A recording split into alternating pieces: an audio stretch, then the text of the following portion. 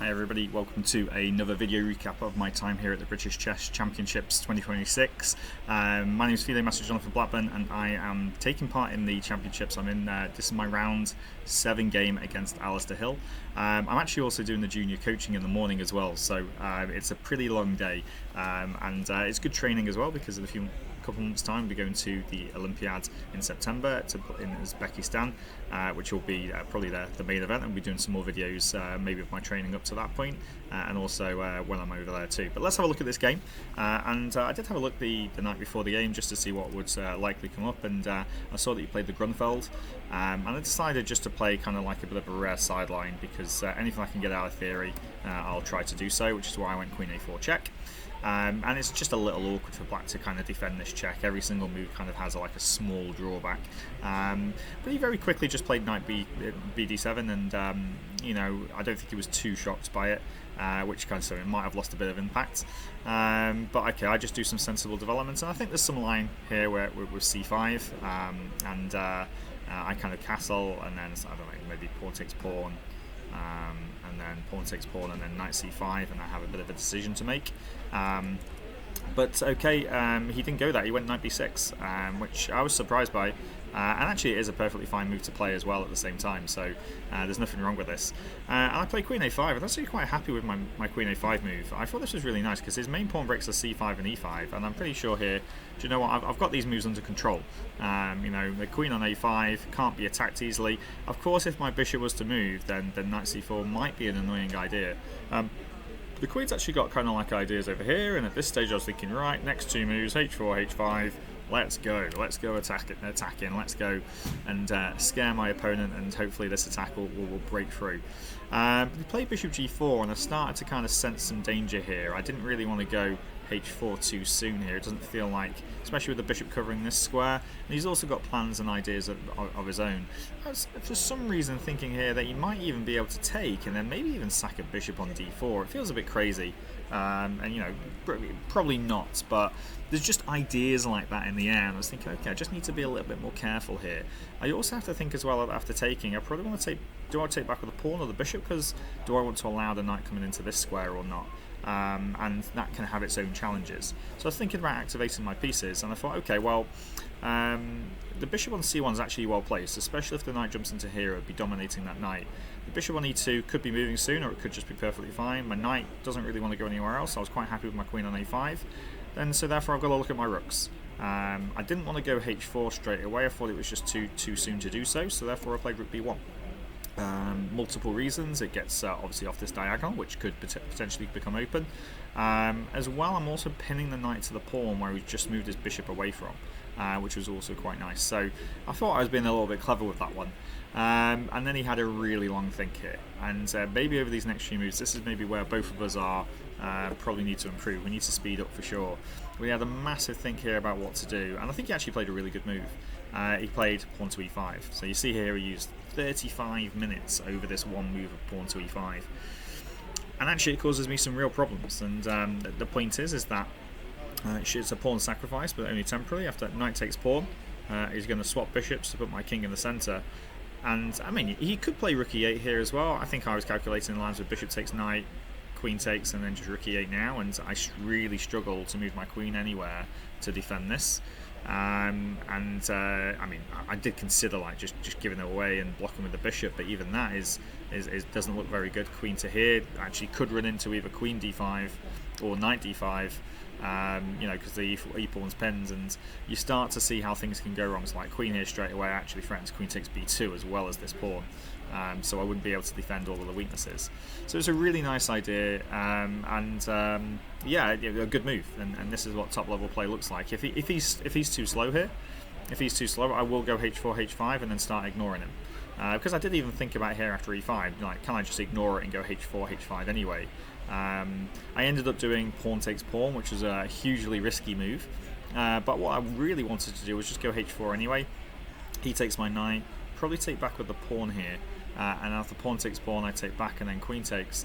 And I saw some kind of lines here where, okay, maybe I can go, so he's threatening to swap queens with queen c3, so that means that my h5 move kind of isn't really as dangerous if the queens are exchanged, and it might still be good, but if I try and stop it with like bishop b2 to get his key defender off, he's actually got this annoying move queen a4, and it's annoying because you've got to see it here. He actually gives the pawn back temporarily, queen takes, knight takes, I swap the bishops off, and I go rook takes b7 thinking that I'm all good, but then actually he can just probably play one of these rooks to b8, probably this one, and all of a sudden I'm swapping rooks most likely, and then this check on d1 is really annoying, and my king is really not well placed. I don't really want to block with a bishop. Obviously I'd lose my rook if I move my king, so whatever I kind of do here, it kind of felt really awkward, and giving the pawn back temporarily was the right idea for him.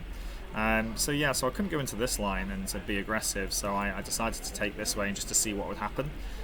He goes rook e8 as expected, and then I was again really, I mean, you see here that I spent a long time. How much time did I spend? 22 minutes down to 43. So 22 plus 15, I spent 37 minutes over this, and it's probably still the wrong move, to be honest.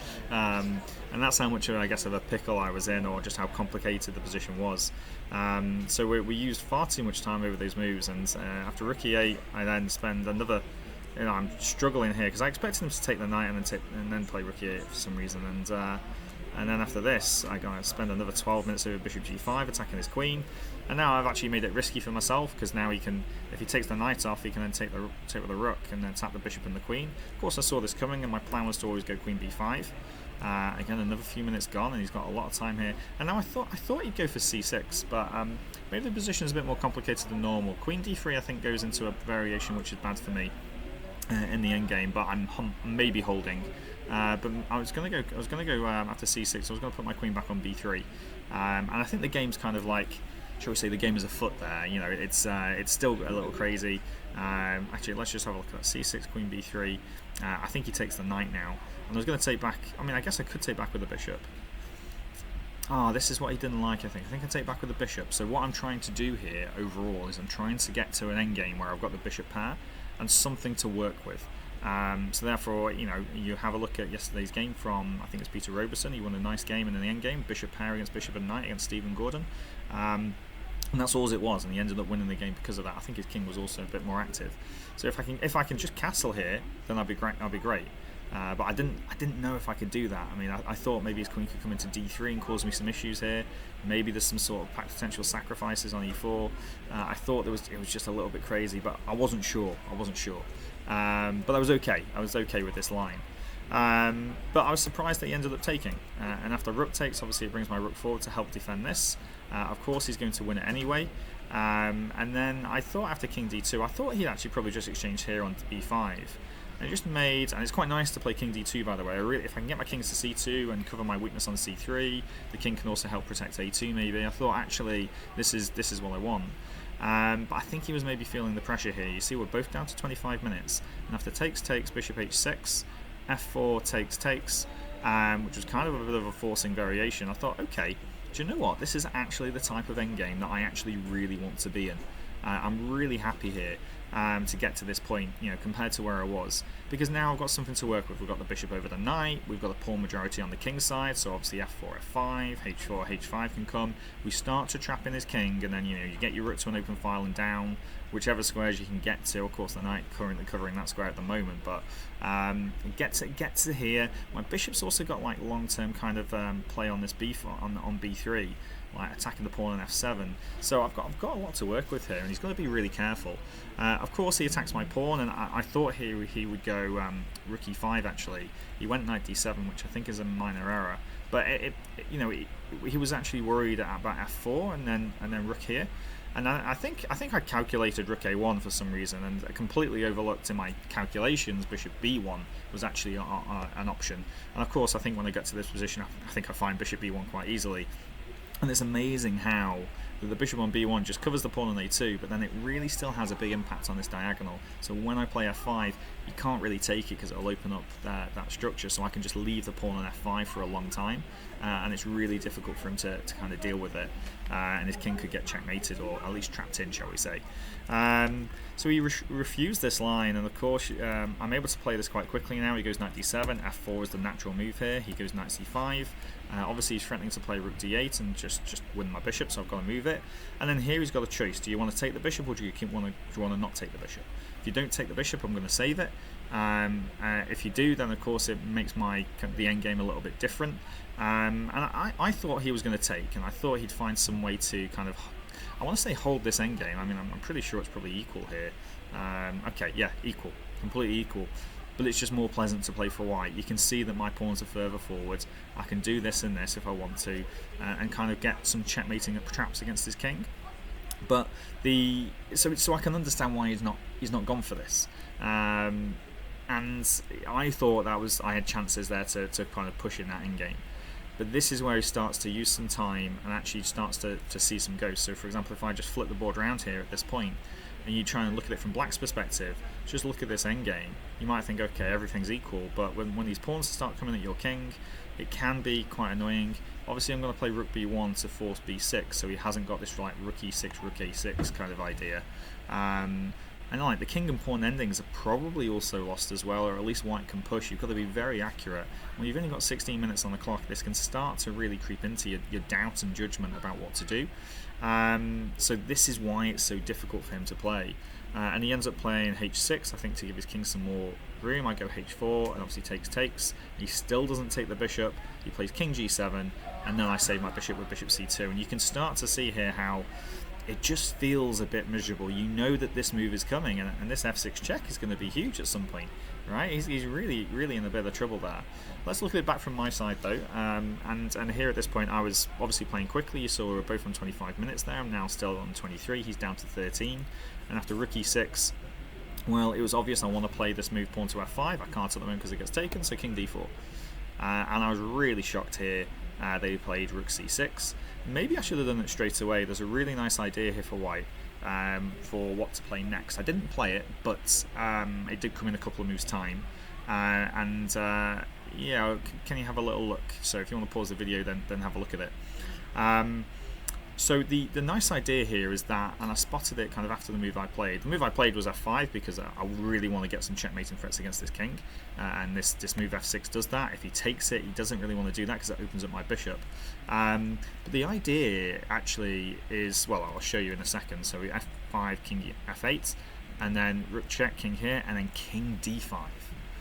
King d5 was the idea to look for, and you see how we attack the knight, we attack the rook.